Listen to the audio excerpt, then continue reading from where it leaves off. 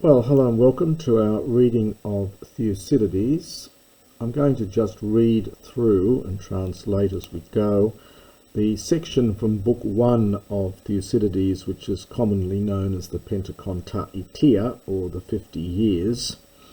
This covers chapters 89 to 118 in Thucydides Book 1, and as the little note in the side says, this is really a sketch of the origin and progress of Athenian power between the Persian retreat and the Peloponnesian War. And it covers roughly the period 479 to 432, describing the rise and development of the Athenian Empire. Thucydides divides it up really into three sections. Firstly, the conflict with the Persians, the successions from the Delian League, and the Athenian conflict with members of the Peloponnesian League. It is a nice part of Thucydides. The Greek is not too difficult, and it's a nice introduction to reading some Thucydides.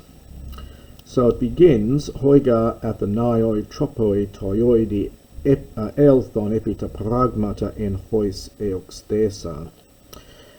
Now, so for the Athenians, toioidi tropoi, in the following manner, so in the manner I'm going to describe, so in the following manner they came, epita pragmata, it's to the circumstances, that's a nice way of translating it, to the affairs, to the circumstances, en hois, in which, eox erthesan, this is from the verb auxano, to increase. This is an aorist passive here, but it has the sense of they became powerful. So they came to the circumstances in which they became powerful. Epede medoi enekores san ektes Europes nicethentes kai nausi kai pesdoi hupo Helenon kai hoi katafugontes auton tais nausin es mukalen diephteresan, very long sentences in Thucydides, Leo Thucydides men hobasilius ton lacedaemonion hospe hegeto ton en mukale Helenon apekoresen ep oiku ekon tous apopeloponnesu sumakos, and it might be a good place to pause there, very long sentences. So when the Medes, that is the Persians, anakoresan from anakorio is to retreat. In later Middle Ages we had people called anchorites and anchoresses, which are people who retreated from worldly life into complete religious solitude, and that name, the anchorite and the anchoresses, comes from this verb anakorio, to retreat. So they retreated from Europe, nikaethentes, having been conquered, aorist passive participle. We get kainausi kai pesdoi, so both by ship and by, well, land army by foot. Pesdo, of course, this one, the Nausi, is referring to Salamis in 480, and the defeat on land was at Plataea in 479. By the Greeks, kai hoi katafugontos, and those of them having fled, tais nausin, in their ships, in Mycale, or into Mycale, diephthareson, this is aorist passive, they were destroyed. So when all that happened, Leo Thucydides, and we get a nice men, always very useful to have the men and the de. We're going to get a de down here, I think, to balance it. So Leo Thucydides, the king of the Lacedaemonians, that is the Spartans, you get this nice use of hosper, the very one who. So it's the relative hos, and then it's made emphatic with the pair. So we'd say it's the very man who hegetos, and hegetomai, led, takes a genitive, led the Greeks in Mycale.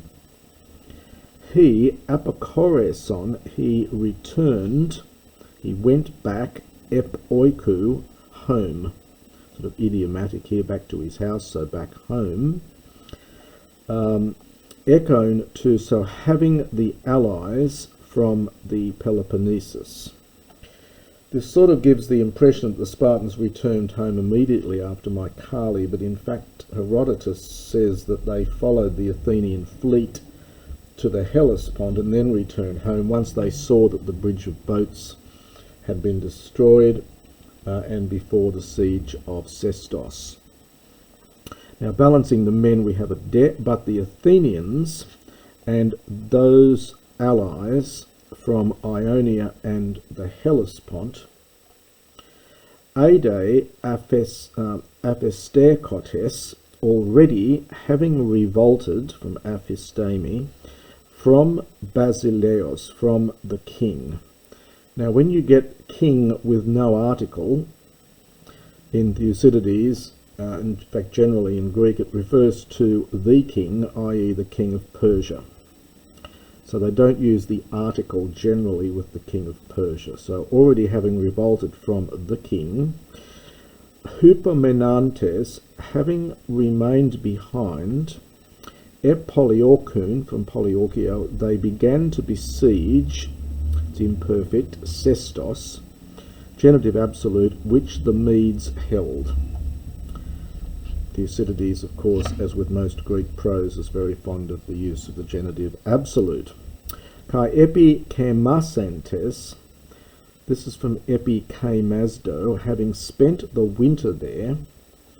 Halon, this is the aorist from hyreo, they took it, that is Sestos, which despite ending in os is a feminine noun, so despite so that they took it, another genitive absolute to balance this one, ekliponton ton barbaron, the barbarians having deserted it, aorist participle from eklepo. Kai meta tutor, and after this, apeplusan, they sailed from the Hellespont. And now we get this nice idiom, hos hekastoi kata poles. Hos hekastoi, you also get the singular hos hekastos, meaning severally, kata polis, city by city. So you could translate this whole phrase here by each to his own city. Athenion de tokoinon. Now, this is the commons, as they would say in England. It's the government, the commons of the Athenians, the government of the Athenians. And this is the expression that is, in fact, Herodotean. It's used by Herodotus himself, even though Thucydides never mentions Herodotus, even though his history picks up exactly where Herodotus leaves off. Then this is the expression that Herodotus uses. So the commons, or the government of the Athenians, epede autois hoi barbaroi ektes koras apelthon. The dative here, sorry, it's underlined here, the dative here is probably a dative of interest here. So when the barbarians, for them, so in their interest, that is the interest of the Athenians, so when the barbarians apelthon departed from the land for them, dia comidzonto, they conveyed back from dia comizdo, euthus immediately, their paidas kai gunaikas, their women and children, hothen, from whence, from the place where, hup ex ethento. This is from hupo plus ek plus tithemi. Now, hupo, used in compound verbs, often has the sense of secretly or surreptitiously. So, and it's ek tithemi, to put out. So they conveyed them back immediately from the place where they had secretly placed them, that is their women and children, and 10 periusan from periami, and their surviving kataskuain, a very vague word there, surviving possessions perhaps. Kai 10 polin and oikodomen parasku asdonto kai tateke. And parasku asdonto, it's imperfect, they began to make preparations and oikodomen to rebuild the city, kai tateke, and the walls, need a plural there. Tu tegar peribolu brachia hesteke, 4 of the surrounding wall, the peribolos, of the surrounding wall,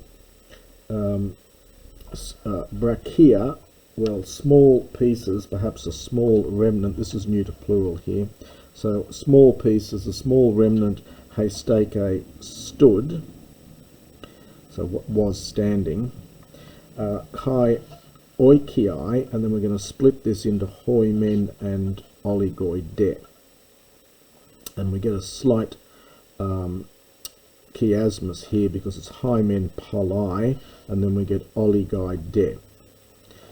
So, and the houses, hymen, some of them, in fact many of them, epiptokesan from epiptoko, had fallen. In fact, this is not from epi, this is just from pipto, I should say. This is the pluperfect from pipto.